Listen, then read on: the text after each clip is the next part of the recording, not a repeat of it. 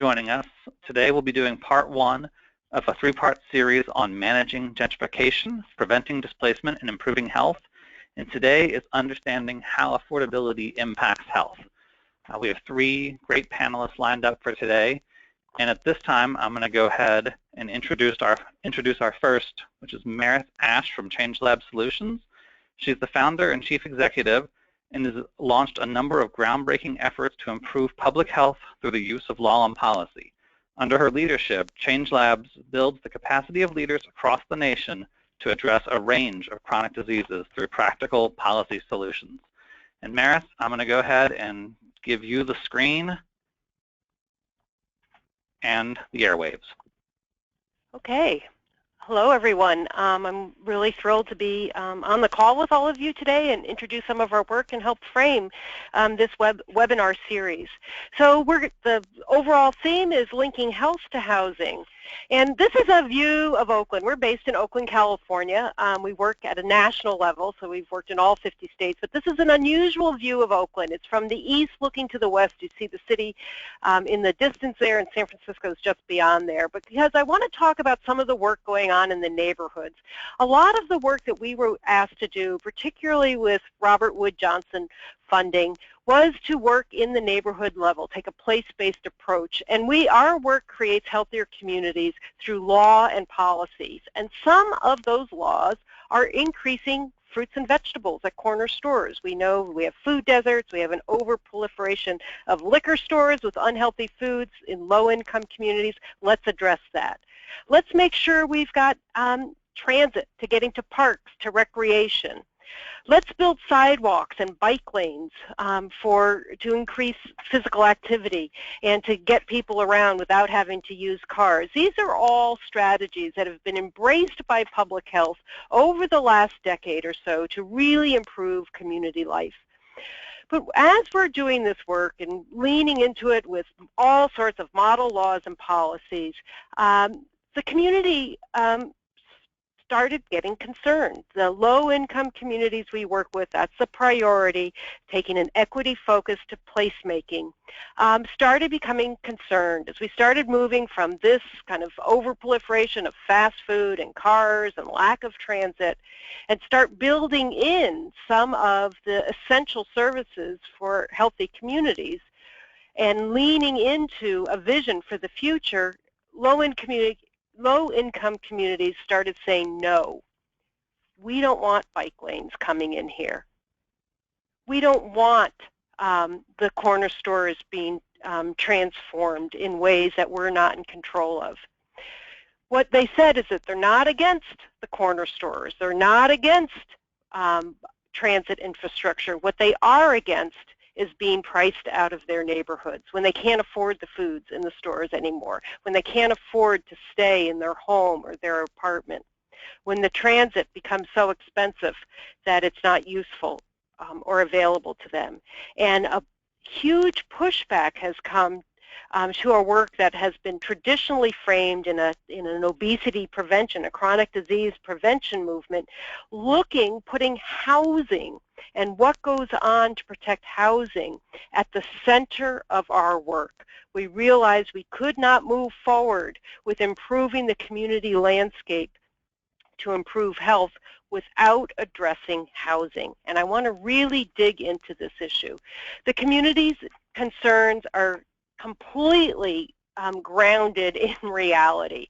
We've seen not only communities embracing the move back to the central city, but we're seeing the real estate agency, the transit agencies, the home builders all saying, yes, we want bikeable, walkable communities with access to fresh fruits and vegetables on the corners and easy access. And this is really driving in part and responding in part the move we're seeing nationwide of repopulating central cities. The plus side, bringing economic vitality and a tax base to communities like Oakland for sure, but other Washington, New York, Seattle, other major cities and even small towns, needing that tax base, absolutely essential, but also now pushing out the communities that have lived there for generations. So we at Change Lab Solutions decided we're going to move into this space. How can we improve the communities, bring these amenities, these absolutely essential ingredients to health, into communities in a way that is controlled by and embraced by community members themselves? What we've realized is that the environmental and policy changes we've been advocating have had an unintended consequence, and that even if in situations where there isn't strong community engagement, even if we find these mixed income communities that have both traditional communities and new communities, traditional neighbors can feel excluded from their own neighborhoods. Different kinds of restaurants come in that maybe it's not their food or at prices that they can't afford. And there is, with a lack of control over one of land use decisions and housing decisions, even when we get the best blend of mixed income communities bringing the best to all, communities can feel disenfranchised from their own neighborhoods. And that issue can lead for displacement on its own. So it has to, the community engagement piece has to be part and parcel for any change. Traditionally, when we look at what creates health, and this was always, you know, I've been in public health for going on 40 years now, it's health behaviors. Do you use tobacco, exercise and diet, drug and alcohol, safe sex activities?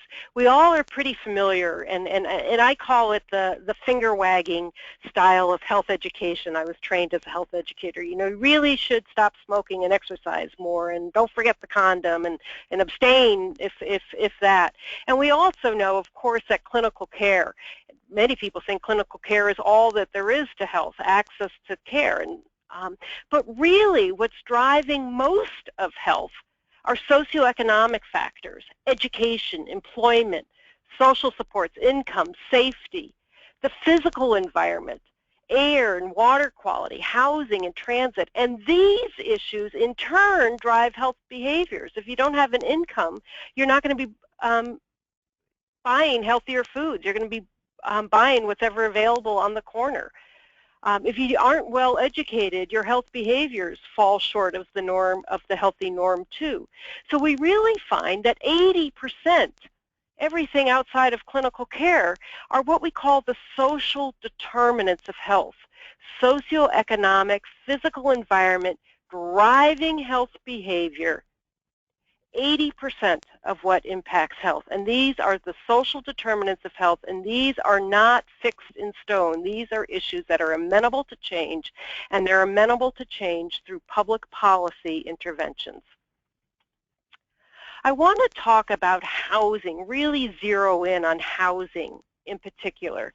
Public health practitioners have a long and really phenomenal history of working on housing issues, looking at asthma triggers in homes, mold, mildew, roaches, looking at lead poisoning and exposures in low-income homes in particular.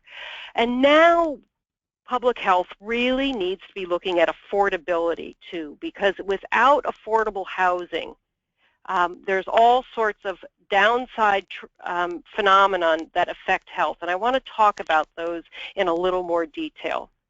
When housing isn't affordable, people cut back on other critical necessities. 84% of families delay necessary medical care. Nearly 120% are more likely to postpone buying medications. 75% of housing insecure families are also food insecure families. So choosing between housing, medical care, and food. When housing isn't affordable, people consolidate. You move in with mom or a sister or a friend. Crowded housing leads to respiratory diseases, stress and mental health problems, infectious disease, high blood pressure, very direct, very measurable impacts, the lack of affordable housing on disease rates in our country. Lack of affordable housing means moving to lower quality, even lower quality or unsafe housing.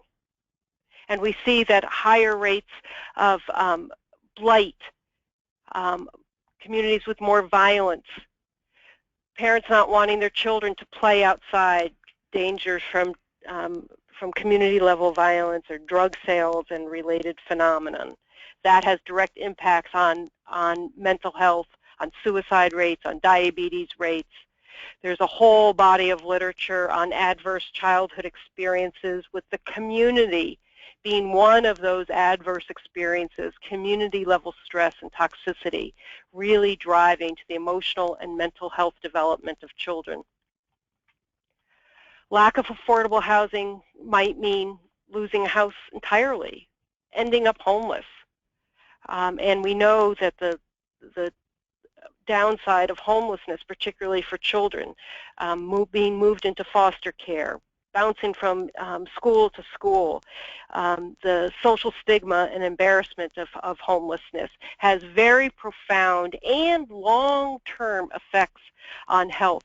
When we look at children with adverse childhood experiences, when following them over the trajectory of several decades, the disease rates, the early death and disability rates of those children, regardless of their income, but profoundly furthered by poverty.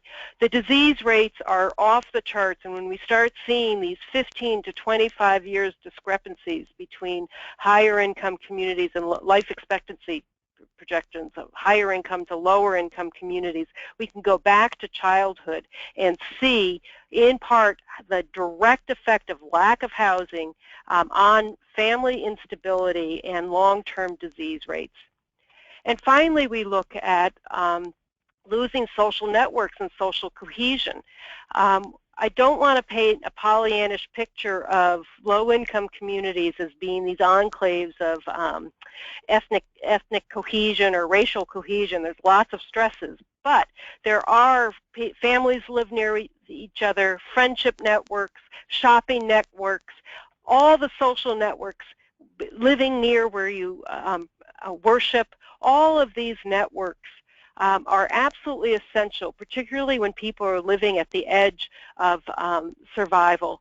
And when those networks are disrupted, either being forced out or new folks coming in and changing around the dynamic, has, again, long-term impact on health and people feeling excluded from their own environments. This is a historic map. This is Cleveland, to put the county into a more place-based Cleveland metropolitan district. And this is a mapping of the homeowners loan corporation map. This is redlining. Historic document from several decades ago that shows where federal investments were made. And the red, it's kind of pinky, but the red are the least valuable land, and loans weren't made there. We could put a map of life expectancy, lead exposure, toxic waste exposures on top of this loan map, and it would look identical. That we would see the highest exposures in those today, and the highest disease rates today in these exact same neighborhoods where we see that housing, lack of investment in housing and keeping housing quality high and affordable. So the question is, what are we going to do about this? How do we create integrated neighborhoods that are safe, affordable, and have the resources that are needed? We've at Change Lab Solutions have really grouped these into three major themes. Healthy housing, and I mean that in the most traditional sense of how we've used the word. Housing quality, injury preventions, reducing exposure to toxic chemicals in and near the home. And now we're looking at place matters, integrating city services near homes, preventing displacement, creating healthy neighborhoods, using a place-based approach to address health equity issues. And I'll talk more about this in a little bit. And then finally, housing and health care. And this is a new effort that we're really seeing a lot of energy going around going into now too. Preventing homelessness, housing first, rapid rehousing, and integrating social services, healthcare, and housing in kind of a wraparound model, particularly for those families most at risk, or those individuals with multiple chronic diseases and addictions, really, and high utilizers of emergency health care. How can we get wraparound services to them? We have written a thought piece on this, preserving, protecting, and expanding affordable housing. And it's really looking at this triple goal here of how do we do all three of these things to protect families. And it's written largely for a public health audience, people who have really dug in and followed the Centers for Disease Control and the Robert Wood Johnson and the Kresge Foundation and many, many other funders, Kaiser Permanente, many others, to say we've got to address access to healthy food and physical activity in neighborhoods. People who are doing that work to say, now you have got to also look at the unintended consequences of the work that you've been doing, and look at housing and dig into housing in particular and protect it while you are bringing these necessary ingredients into life. So we lay out 6 principles for an affordable housing strategy, and I just want to walk through them very, very quickly. First is start now. In other words, don't wait. Don't wait for gentrification to be coming to your neighborhood soon. That particularly in communities that don't have any risk of displacement, now is the time. The whole kind of prevention ethos is dig in now while there isn't any political pressure or developers' dollars coming in. Do now to protect the affordability of neighborhoods. Build community support. Make sure there's something for everyone. Make sure that affordability becomes a central value to community life. Everyone needs to have skin in the game. How is everyone going to benefit with citywide policies and then targeted right at where the needs are most great? The concept of targeted universalism. All residents deserve safe and affordable housing, and in particular the residents that are most risk will start our policy interventions in those neighborhoods first. Strive for long-term affordability, and this can be done in a number of ways through incentives, and I'll talk about this in a little bit more in just a moment. But we're seeing so much of the housing being timed out now and going into market rate. We have to either deploy that housing into affordable housing or look for strategies that bring new housing online. Increase density, and particularly in built-out central cities, this is going to be the ticket, not only to increasing the housing stock, but also to increasing the use of mass transit and the bringing in food that's healthy and viable, making parks work. That increasing density and purchasing power and the use of public facilities is absolutely essential to our future success. And then finally, reducing the barriers to affordable development, and there's a bunch of different strategies that I'll talk about in a moment on how we can do that. So this is kind of the 6-part, the principles that we were outlining for a public health audience to work with housing advocates to bring our public health voice to bear on long-term housing goals. The toolkit really looks at preserving, protecting, and expanding, and what are the strategies for those. So very quickly, preserving the right of first refusal, tax incentives, moving properties into subsidy programs, and preserving public housing. Protection, good cause eviction policies, condo conversion protections, rent stabilization ordinances, and then expansion, inclusionary zoning, revenue generation, incentives, property acquisition. These are the strategies that must be in place over time to protect housing. We have a whole bunch of tools on many of the strategies that I've just talked about on our website. Our website is probably the largest library in the nation, if not the world, of laws and policies to address chronic disease prevention and to address health equity. They're all tools that are how-to toolkits coupled with model laws and policies that can be downloaded and adopted to local needs. We provide technical assistance to communities using our resources. I've just highlighted this preserving, protecting, but we have qualified allocation plans, a whole bunch of work on infill development, a whole bunch of different strategies that we expect to be building out over time. And I will just end with that and open for Q&A. I know this was kind of a very quick overview. That's what it was designed to be, and that's what it was. And I'll just open the lines and turn it back to you, Philip. Great, thanks so much. So we have two ways to do questions. You can type one in the little question field, and then I can read it aloud.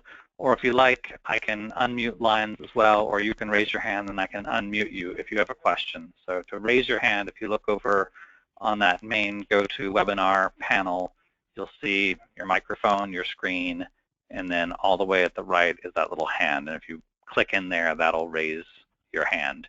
Or feel free to type in a question. And if you don't have questions now, that's also fine. We can hold until after our other panelists, but I'll be quiet for a second here and let you guys raise your hands.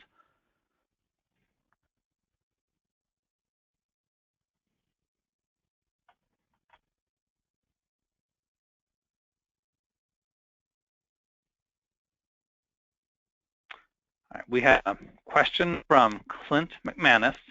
And he's asking, Merit, if you could mention a few of the strategies for long-term affordability. Yeah, so let me just, I think I can back up. I really want to, I would say all of these strategies are different. These are all strategies for long-term affordability. So I'm not really sure how to, not sure how to exactly address the question, but in the toolkit, each one of these are outlined, what they are, how they work, giving examples of what cities have adopted this, what kinds of outcomes they're seeing from the use of this, what are some of the pros and cons of using each one of these strategies. So they're all designed to protect and to enhance affordable housing. So each one of these, not all of them will work in every community. I mean, communities really have to see what's politically viable, what's going to be the best strategy for their specific need. But each one of these strategies are really zeroed in on long-term affordability. I also want to say, just while I've got the mic back, and I wish I had said this earlier, is to give a big shout out to the Kresge Foundation, which funded all of this work. They have been incredible partners with us, understanding both long-term chronic health needs and housing, and it's just been a really wonderful partnership to be able to blend both chronic disease and housing in such an integrated way, because they are parts of the same story for community health. So I know that hasn't talked more specifically, but I'm not sure how to zero in anymore, but I'm glad to talk offline if that's better. Or... Thanks. All right, well, it looks like that's all the questions we have for now. So I'm going to go ahead and pivot over to Allison Bauer. And Allison joined the Boston Foundation in January 2007 as a Senior Program Officer for Health and Human Services, and she's directed the Health and Wellness Strategy since October 2009.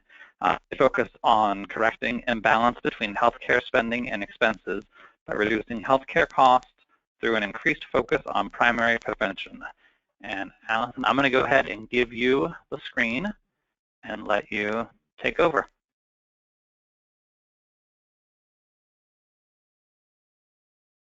And you might still be perfect. I am not sure exactly how to get my slides up. I guess that's the only issue. All you need to do is launch PowerPoint and then just go through just like you would if you were in a room of people. Gotcha. So I have to just pull up my own slides. Yes. Or I can show, I've got yours handy if you prefer, and I can advance for you. It's up to you. Fine. There you go. Let's see. Okay. Is that working now? Yep. Excellent. Well, thank you, Philip, for hosting this and for the organization, and thank the previous presenter. It was great to hear your work. I was taking notes while you were talking because I think that this will be an interesting follow-on to that. And I want to acknowledge that this work at the Boston Foundation is co-led by my colleague Becky Kepnick, who is the Director for Housing and Neighborhoods, who unfortunately had a family emergency, so is unable to co-present with me today. As you heard, my role at the Foundation is as the Senior Director for Health and Wellness. I oversee our health work. And our initiative, Health Starts at Home, very much grows out of that same base of social determinants of health and the intersection between different strategies to affect health outcomes.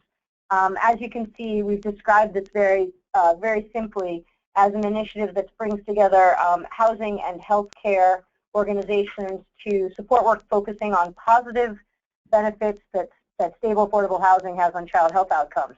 So that's a ridiculously long sentence, but the bottom line is that over the last 10 years, researchers have found that basically, let me advance this. Researchers have found that instability alone has had a profound effect on health outcomes. And I think that the previous presentation talked a lot about affordability. Well, instability and affordability are inextricably linked. When you have a lack of affordability, it causes the instability. That instability has an impact on a variety of outcomes for children's health, mental, behavioral, physical health, often captured through the ACEs that were also referred to previously, sometimes not captured through ACEs, but in the end, what we know is that that kind of negative health outcome, the negative impacts, drive up healthcare costs and increase not only the burdens on the healthcare system, but then also on the homeless system and on providers. And so what we wanted to do was take this 10 years of research, and we wanted to be able to try to apply these in a real-world sense. And so the Health Starts at Home initiative was an effort to do that. And in the way that we planned, that we put it together, the way that it was designed to work was through a grant competition. The idea was that we decided that we would take the research as a basis for the work, and we would throw out into the Boston community, which is a community that's known for both outstanding health organizations and providers, as well as housing providers. A very, very strong community development community, very strong health community. And what we decided to do was throw out a competition, basically, a planning grant competition that would require that cohorts of organizations come together, and they would have to include at least one housing entity and one health entity working together to be able to, again, with the underlying outcomes being improving children's health outcomes, decreasing costs related to healthcare and homelessness, and highlighting the importance of housing stability for health outcomes for policymakers. Our ultimate goal was to take the research that had been out there and operationalize it. Find a way to say that we could, in fact, not just have it be research, but have interventions that would actually make a difference for individuals within the community. We had some basic criteria. The population that we focused on had to be, in terms of the outcomes, low-income housing, insecure children. It says 0 to 11. It's under 12. Any child under 12 and their family. It has to serve within the catchment of the Boston Foundation. So our foundation is a community foundation that serves the catchment of the city of Boston as well as communities in greater Boston, a geography that surrounds the city. And then the partnerships, as I mentioned, needed to be at least one housing entity, one health-related entity, and at least one of which had to be a C3, though not all partners had to be. The structure of the competition was the planning grant would be a 9-month period. And in that 9-month period, the organizations, these cohorts, would start to build their team, their model. In some cases, they might be thinking about doing pilots to test their model. We would work with them in order to help develop outcome measurements. Those outcome measurements and the evaluation of the model were being done through a partnership of Health Resources in Action, which is a public health institute here based, a national institute based here in Boston, as well as the Urban Institute because of their knowledge around housing. Those organizations also were helping to provide technical assistance to the grantees, and then also build a learning community that would help foster the collaboration among the different partners. We found this particular model of the evaluation partnership to be one that was interesting in that it mirrored the very partnerships. Every part of this effort of Health Starts at Home has a partnership component to it. It is the health and housing strategies of the Boston Foundation, bringing together health and housing entities, and bringing together expert evaluators, both in the field of health and housing, working together. So we are in the midst of our 9-month planning grant process now.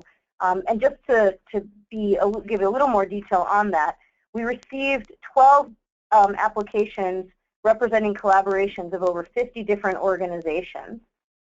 Those applications went through a pretty rigorous review by a 10-person panel that was made up of both internal and external reviewers. And at this moment, I want to acknowledge those external reviewers included a number of outside funders, and particularly want to lift up, as previous presenter did, the Kresge Foundation, who not only helped us think through some of the work, was an outside reviewer, provided outside review expertise, but for our implementation grant phase, which is going to be much more significant amount of money going to collaborations, the Kresge Foundation has already awarded us a multi-year grant to help support funding that, because while our initial planning grants were done exclusively out of Boston Foundation funds, the 3-year implementation definitely requires outside investment, and we've been really pleased that Kresge came through with a very large grant to help sort of lead that effort, and we've been able to utilize that to try to bring in other funders. So I'll quickly talk about the 4 different, of the 12 applications we got, we picked 4 different planning grantee cohorts, and you see them listed on your screen now. The first of those 4, Building Bridges to Health,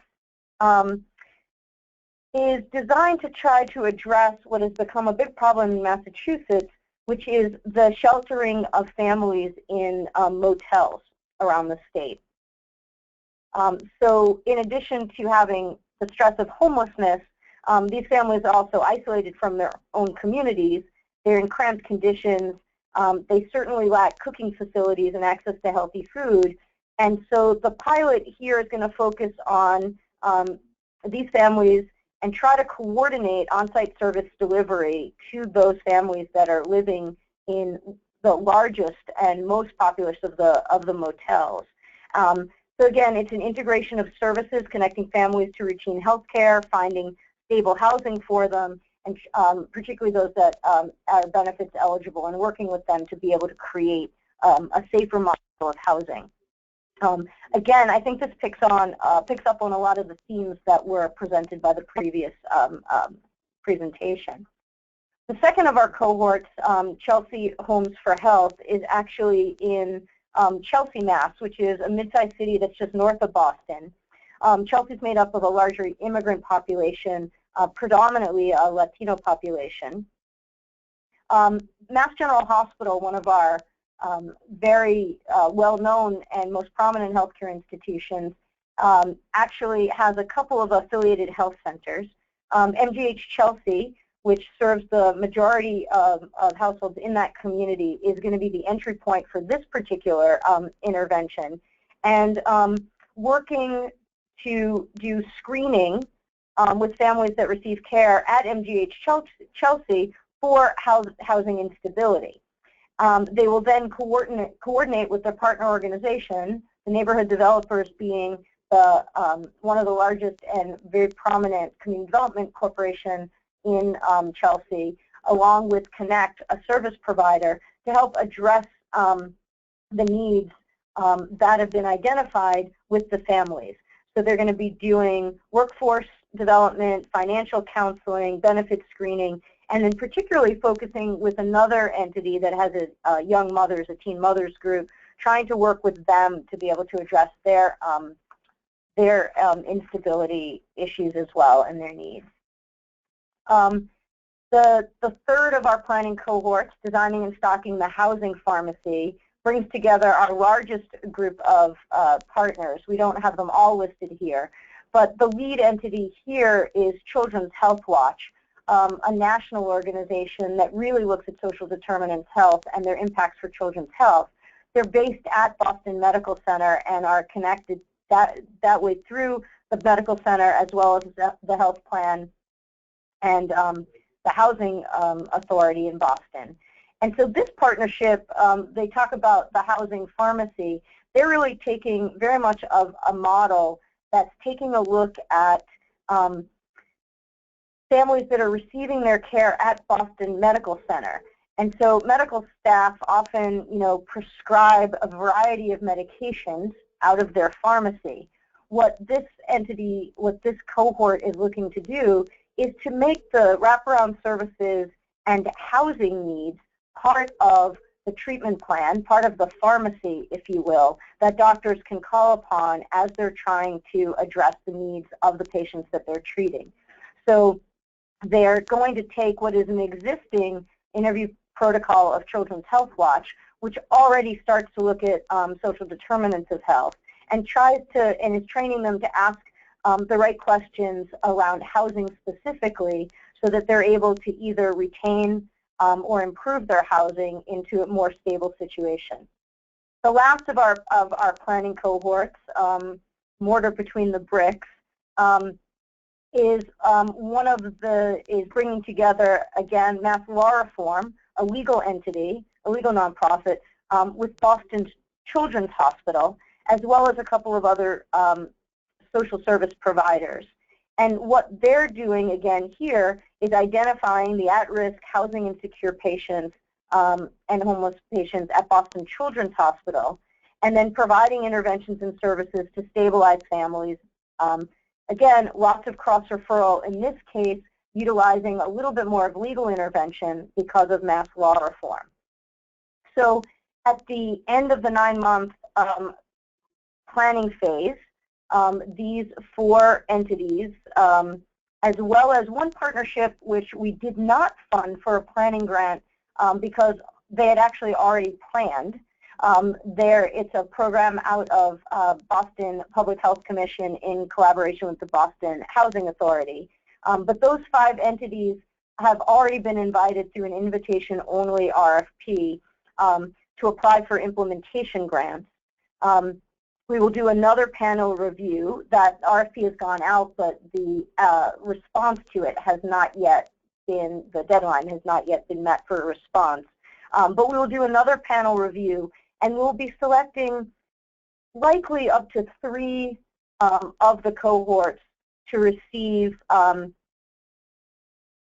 3 years worth of implementation funding to implement their program model, with the hopes that if all goes well, the models will in fact prove out what we know are some operationalizing of the research around stability, and will show some more stability. The way that we're going to be measuring that Obviously, the long-term health outcomes will take time to get to, but in the initial phase, we're going to be measuring that by taking a look at are children going for well-child visits as opposed to getting treatment in an emergency room?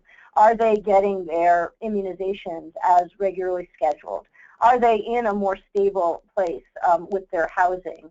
And a variety of other outcomes. But what we're doing is we call it, if you will, the transitive property of health outcomes.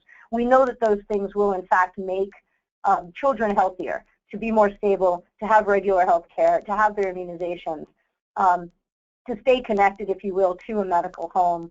And so it's our hope that just showing and demonstrating those intermediate outcomes will lend themselves towards the healthier outcomes down the line for these children who were part of the intervention. So that's the way we've been able to take just one tiny slice of health and housing and try to bring together some of the best minds to be able to address it. And so with that, I will open it up to any questions you have specifically on the model. Thanks so much, Allison. So we can do this the same way as last time. If you have a question, you can raise your hand, or you can type into the question box, and then we can go from there. So I'll just hold tight here for a second while people formulate their questions.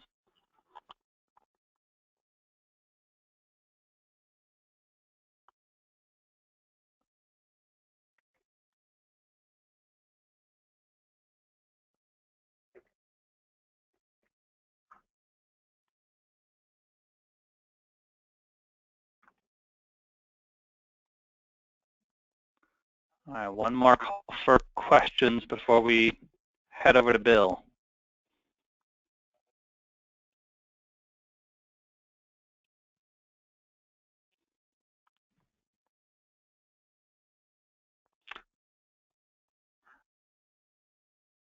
All right, well, if you have questions for Allison, certainly we'll have a chance again at the end to ask those. But now I'm going to go ahead and take us over to Bill Pitkin. He's the Director of Domestic Programs at the Conrad and Hilton Foundation, where he oversees the planning, development, implementation, and evaluation of strategic initiatives such as homelessness, foster youth, and youth substance use prevention. And he also serves as the chair of Funders Together to End Homelessness. And Bill, why don't you go ahead and take it from here? Thank you very much. Can you see my screen okay? Yes, we've got it. Great. Well, good afternoon, everybody. Thanks, Philip, and everybody for the invitation. Does relate a lot to the previous presenters. I'm going to talk a little bit about healthcare and homelessness, connecting those, the intersection of health and of our most vulnerable residents, those who are homeless, been referenced in both the previous presentations. And I'm going to speak a little bit from the perspective of the Conrad Hilton Foundation, where we've done a lot of work for a couple decades on homelessness. And then, as Philip mentioned, also our national network affinity group of funders working to end homelessness, called Funders Together to End Homelessness. I think first of all, I think has already been referenced, we really see housing as a key health intervention for our most vulnerable neighbors. That's kind of our value that undergirds everything we do in addressing homelessness. Just for kind of reference in the big picture, there are about 580,000 homeless people every night, according to the latest compilation of homeless counts. The vast majority of those people are homeless for a short amount of time, and often many of them will get back on their feet by themselves or with little assistance. As referenced earlier, rapid rehousing as an intervention for many people who may have had some kind of crisis, lost a job, or some kind of family or health crisis, need a little help getting back on their feet. Housing first, or supportive housing, which I'll talk a little bit about because that's the area that we work on a lot, is designed really more for people who need more support. That was wraparound services, I think that was a reference, and combining permanent housing with with services from health, mental health, employment, etc. So, kind of fundamental to all of our approaches, our belief in Funders Together, and certainly our work at the Hilton Foundation, is that without housing, we can't solve anyone's homelessness or housing crisis. Let's see. Just a little bit about Funders Together. This is our network, as I mentioned. We've got about 175 members in most of the U.S. states, and actually a growing group in Canada. So it's really a North American group at this point, where a lot of the work happens because homelessness is such a local issue. We have regional networks. We have one in Canada, local networks in Florida, Houston, here in Los Angeles, where we're headquartered, in San Diego. And that's where a lot of the, the collaborative work, I think, similar to some of the work that in Boston around healthcare and homelessness and housing that we just heard about. We have a Funders Collaborative here in LA that's connected to that work as well, called Home for Good. I don't have information here, but happy to be able to share that with anybody who's interested. Our membership is really philanthropic grant makers, so foundations, corporations, a number of United Ways, some individual philanthropists as well. We do work a lot with the public sector, but as far as Funders Together and the membership, we do restrict it to philanthropy, because we believe that philanthropy has a key role, catalytic role, or really, as in a lot of the work we do in philanthropy, our resources pale in comparison to mainstream services, but we feel that philanthropy can have a real critical catalytic role in focusing those resources on best practices, such as housing in this case. A few examples of Funders Together and kind of the things we do. The first couple bullet points here have to do with really providing information, resources, connections for funders that are doing want to do something about homelessness in their community. We have several toolkits on the website for funders, big believers in a systems change kind of approach. Also a lot of work on collaboration and the regional collaboratives, which I've mentioned already.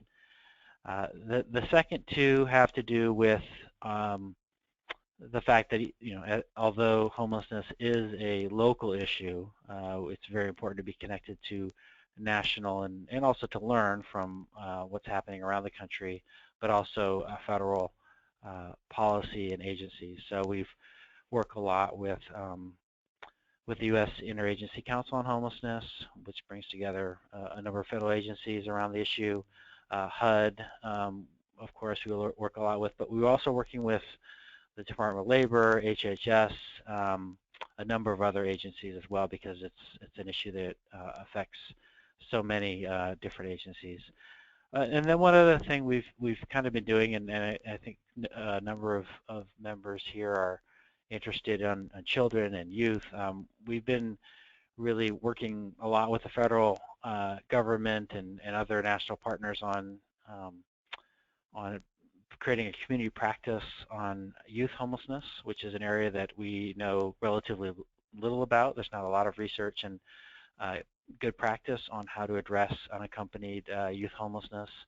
So we've got a community practice called Foundations for Youth Success that is bringing together funders to learn and to share with our federal and other partners.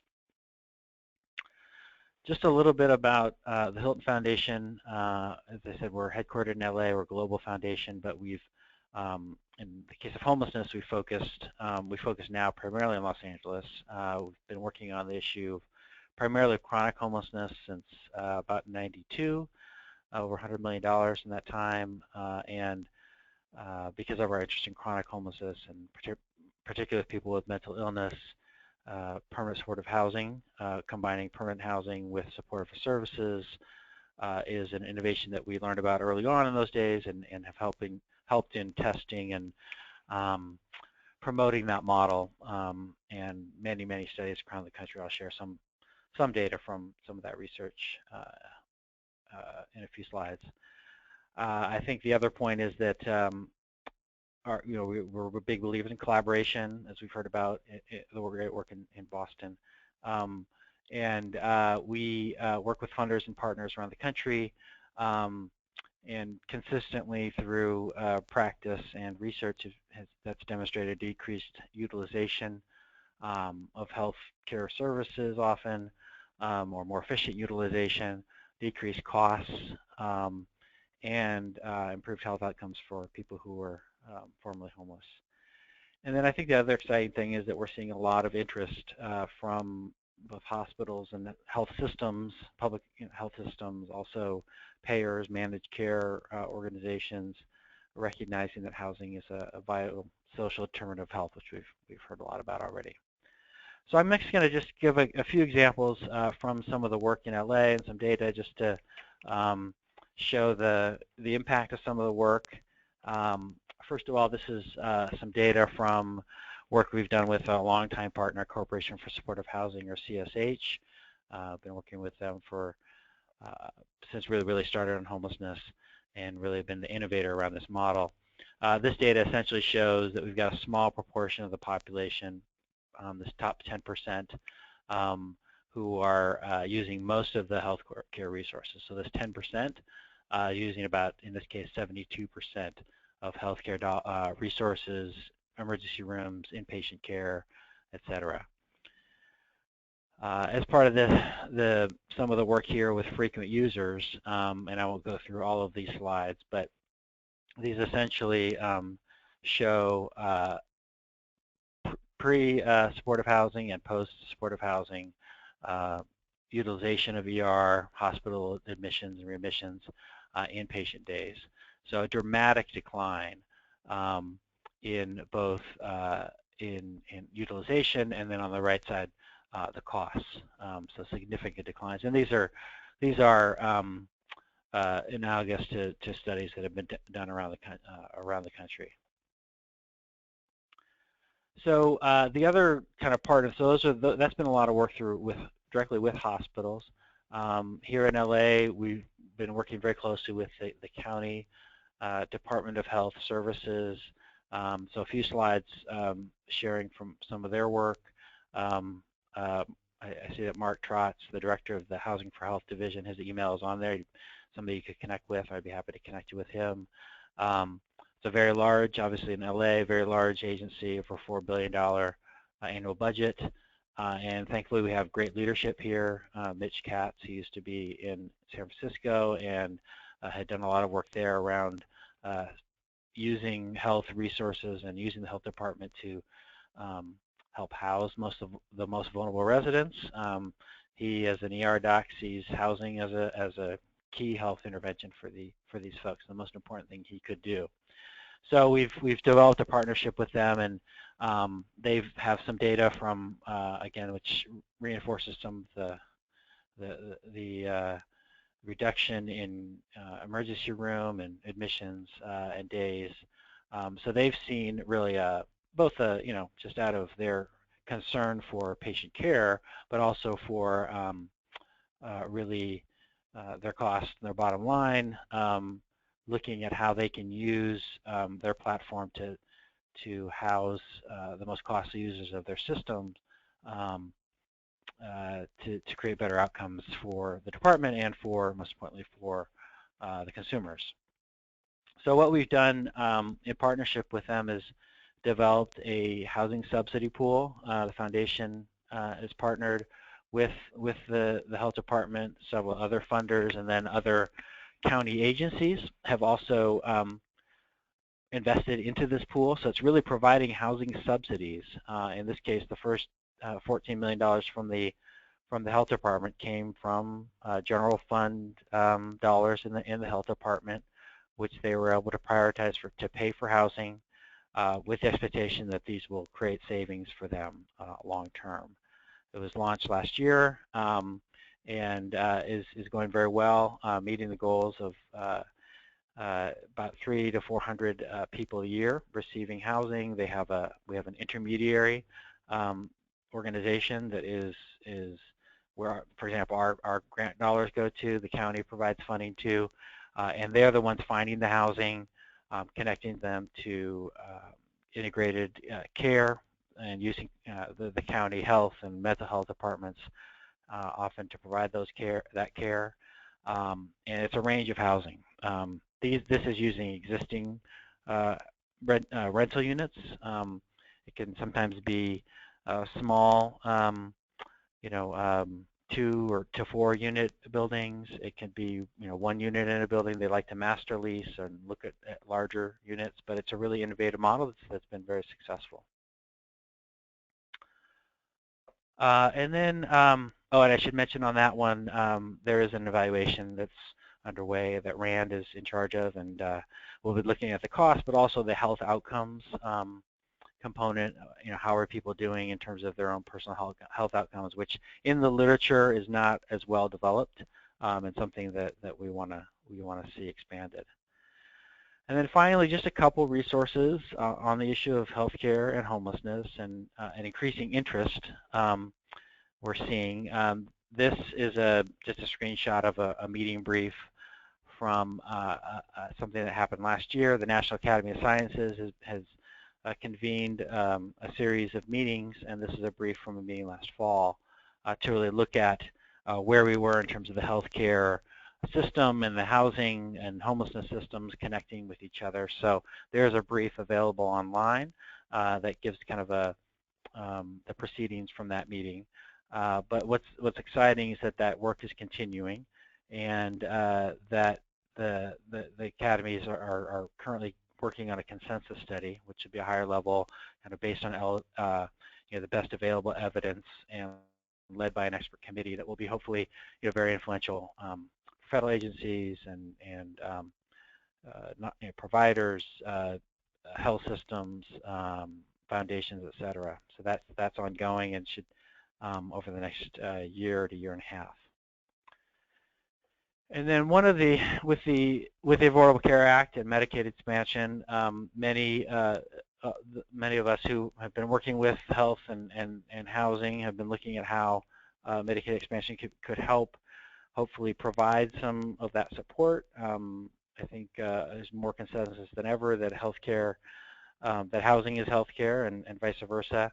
There's been some resistance traditionally from health systems, and particularly Medicaid in paying, so-called paying for housing. This is just a screenshot of a bulletin issued earlier this year, which has clarified some of this and provides, I think, some positive opportunities in terms of allowing Medicaid to pay for housing-related activities, not specifically for housing subsidies, but activities such as helping people transition to housing, paying for housing retention services. But these are things that have to get really played out at the state level and state Medicaid agencies. And so there's a lot of work in various states throughout the country and trying to make this work. I know in California, there's a lot of work around a 1115 waiver and health homes legislation that we have here at whole person care to think about how are we better coordinating these different funding streams, housing and healthcare, to help house and our most vulnerable residents and help keep them housed. And so I think we're excited, both from the Hilton Foundation and Frontage Together, or members across the country. A lot of innovation happening, a lot more coordination and consensus than we've seen in a while in terms of the healthcare and housing sectors working together and coordinating their resources for the benefit of our residents. So I'll end there, and I'd be happy to answer any questions or any comments that anybody might have. Great, thank you so much, Bill. I will go ahead, same as last time. Feel free to raise your hand or type into the chat box. I can also go through and unmute folks. But why don't we start by doing the chat box or the raising of the hand.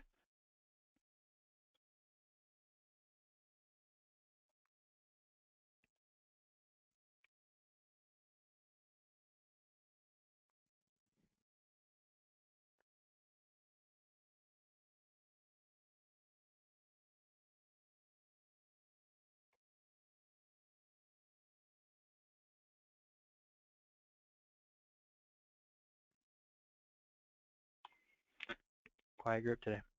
Yeah, it's a shy crew. Well, if we don't have any additional questions, I'll go ahead and close things out. But Maris, Allison, Bill, thank you guys so much for joining us. As always, thanks to the Kresge Foundation for their generous support of the Health and Housing Funders Forum. And don't forget to tune in on December 16th for part 2 and January 20th for part 3 of this discussion. Tomorrow I'll be posting the recording of the webinar if you have colleagues you want to share it with. And if you have any questions, please don't hesitate to call or email anytime. And thanks for joining us today.